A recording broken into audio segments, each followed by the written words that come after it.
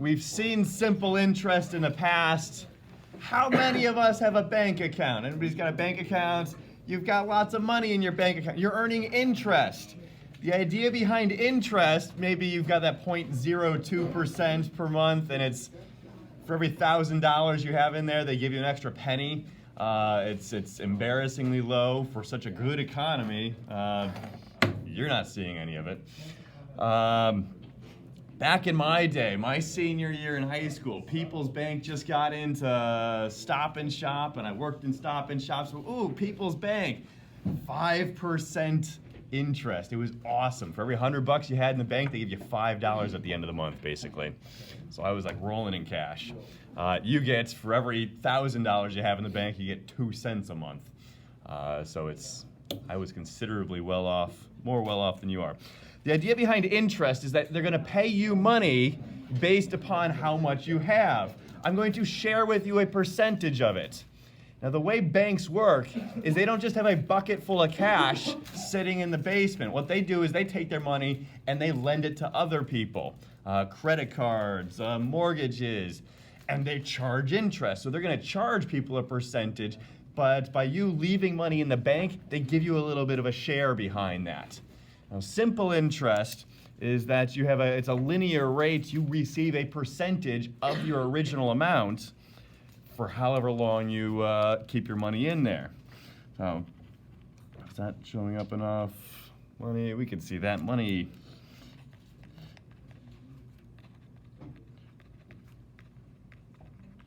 Let's say money paid for a given time based on the initial deposit.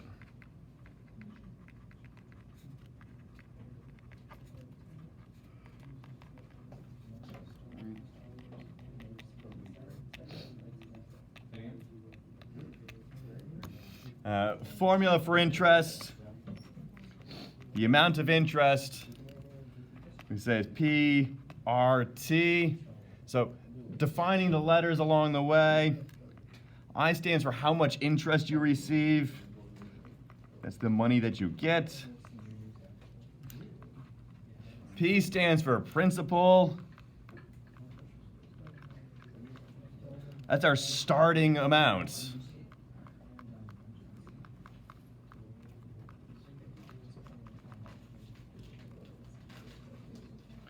R is our rate.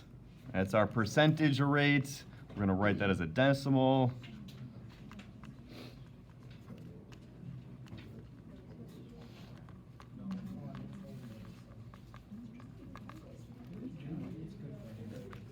And T is always time in years. T is always time in years.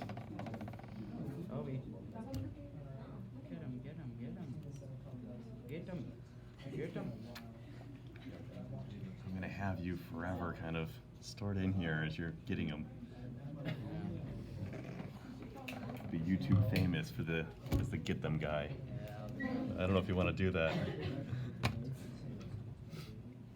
So we've got this way of calculating interest. How much money you bring in, your percentage, your return.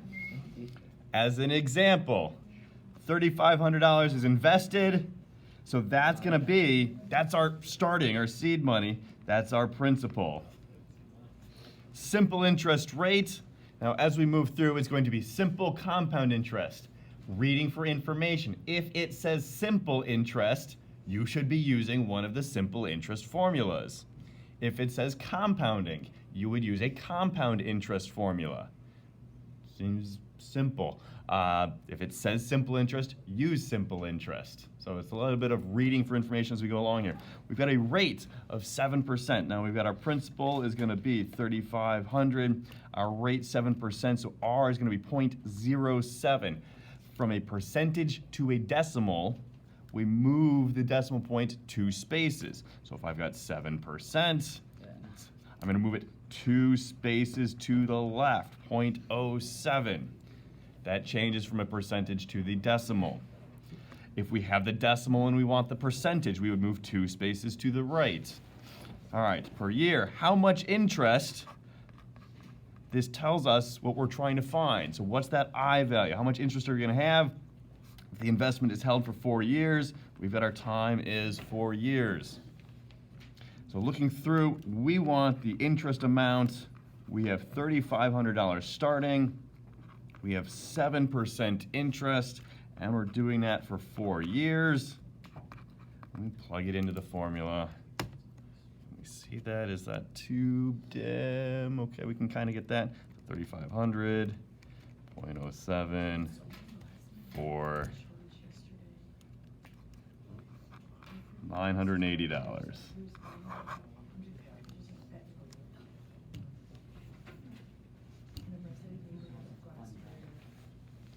Simple interest. Money for nothing. Hooray. Interest is great. You get money for doing nothing. Wouldn't we all like that? Okay. Looks okay? Good? So that 980 is how much more you bring in. I'm going to skip the next example. The 980 is how much more you bring in. It's not your total amount. It's not your full amount. If we wanted the full amount that we were going to have, we would do our original plus the 980. If we wanted our full amount, just to come up with something else, if we wanted the full amount, we'd have our principal plus the interest. And so our full amount would be our principal plus, well, I is PRT. And we can rearrange this, our full amounts. We see a factor of P in there. P, 1 plus RT. And so I'm going to give this our second simple interest formula there. Simple interest formula 2, it depends on what we're trying to find. F, oops, you can't see F, it's going to represent the full amount. We've got P, 1 plus RT, meaning that we start off with 100% and we're adding the extra interest. So full amount, P is still principal, our starting value. R is still our interest rate as a decimal. Time is still how much time passes in years, or T is time in years. If we want the full amount, reading as an example, if you put $4,200 into an account, there's our principal. Earns a simple interest rate of 6.53% per year, so R is 0.0653. What will the investment be worth? So that's saying what's our full amount? And our time is 8 years. So we're reading for the information along the way. What's different is what will the investment be worth compared to the last one was how much interest. If it says how much interest, we want the I. If it's what is it worth, that's the full value. So we've got our formula F equals P, 1 plus RT. Do we have enough? We're looking for F. We have 4,250 is the full amount. 1 plus R, 0.0653. Time is 8 years. Well, it's just a matter of substitute everything into the equation. Put that in, you can kind of see that better over there. 4,250 plus 3 times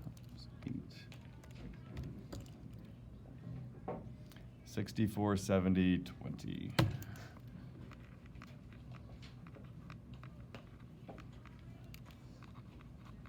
So full amount. Simple interest. Full amount, final amount.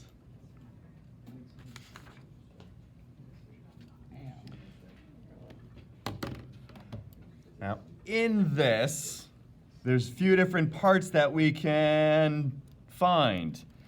We can find the full amount, we can find the interest, we can find principal, we can find rate, we can find time.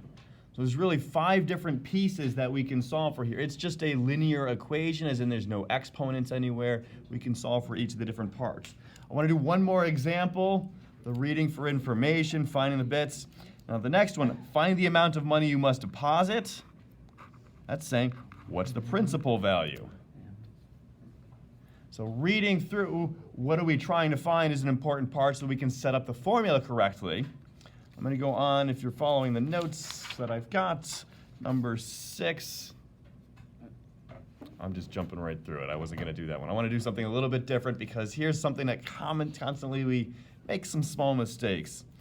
Here, payday loans. I used to live in the south end of Hartford, and right out my window, you could see there's payday loans over there. There's Easy Cash, the pawn shop over there. It's a cycle of failure. Those kinds of things, those quick loans. I need to pay my rent. I don't get paid for another week. They come after you. Payday loans, short-term cash advances due on your paydays. So rather than you getting paid, you pay them. These loans are easily obtained through many internet companies. So we've got easypaydaycash.com. These are actual numbers. These are actual numbers. I went on this, not that I was using it, but doing it. Charges a fee of $60, 7-day cash advance, $200. What is the annual rate? So here, looking for my question, what is the annual rate? I want to find that R value. 7 days, that's our time.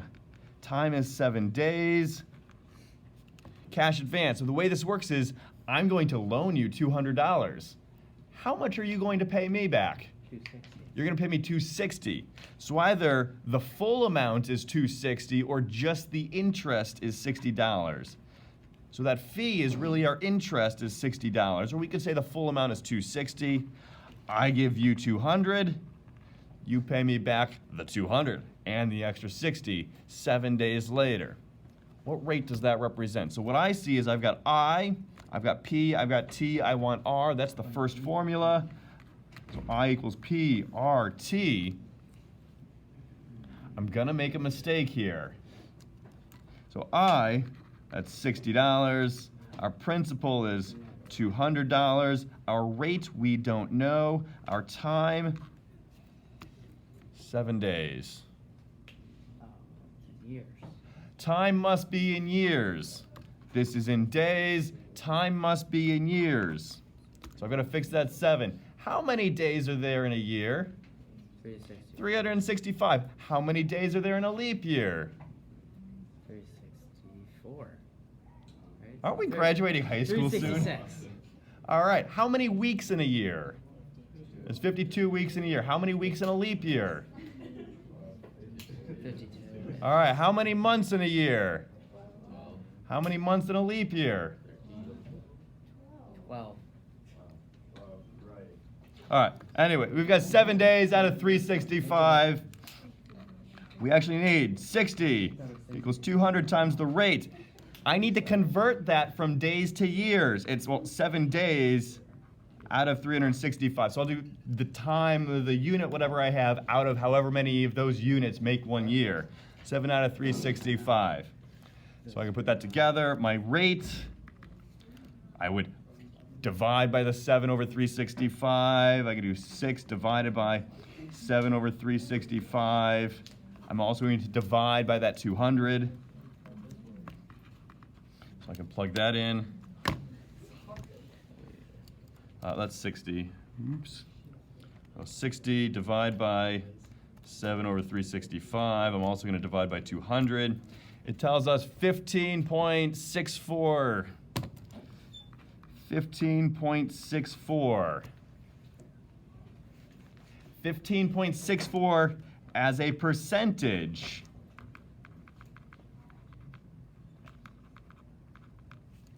This is the decimal.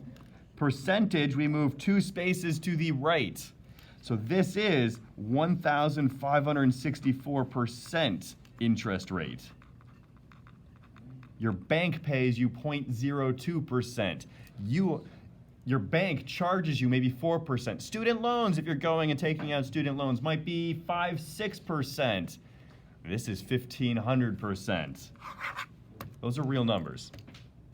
All right. There's the basis for simple interest. We've got 2 different formulas.